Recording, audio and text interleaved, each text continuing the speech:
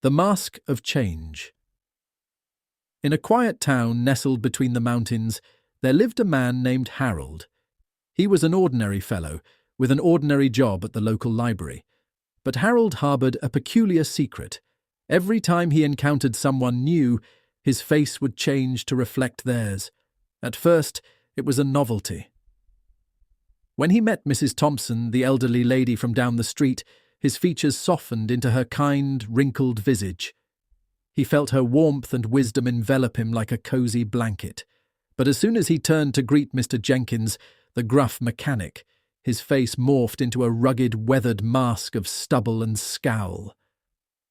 Harold found himself trapped in a bizarre cycle.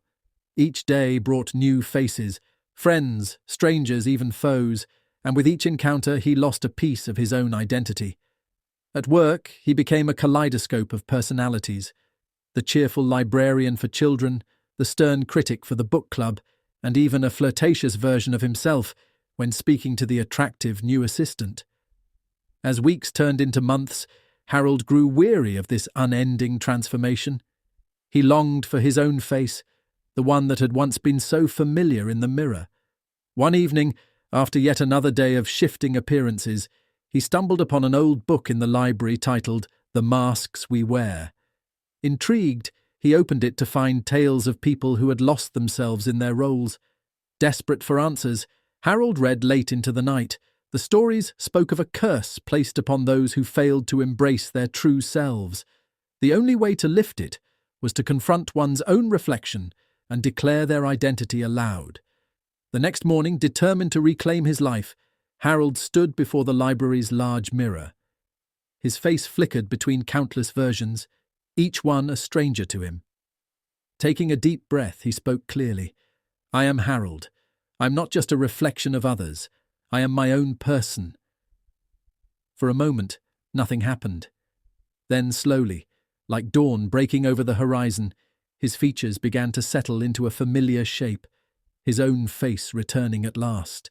Relief washed over him as he felt the weight of countless masks lift from his shoulders. But just as he thought he was free, he heard a voice whisper from behind him, "Welcome back." Turning around, he found himself face to face with a stranger, a man with a mysterious smile and eyes that sparkled with mischief.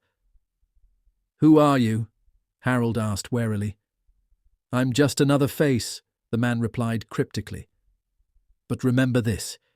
Every time you see someone different, you'll have the choice to wear their mask or embrace your own." With that, the man vanished into thin air, leaving Harold alone in front of the mirror once more. Though he had reclaimed his identity, he now understood that life in this small town would never be quite the same again. From that day forward, Harold navigated his world with newfound wisdom. He greeted each new person with curiosity rather than fear, aware that while faces may change and masks may shift, true identity comes from within. And in every interaction, he chose to be himself, a unique blend of experiences and memories that no one could ever take away.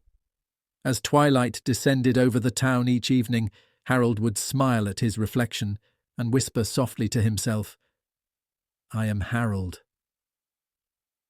He had finally found peace within the chaos of change.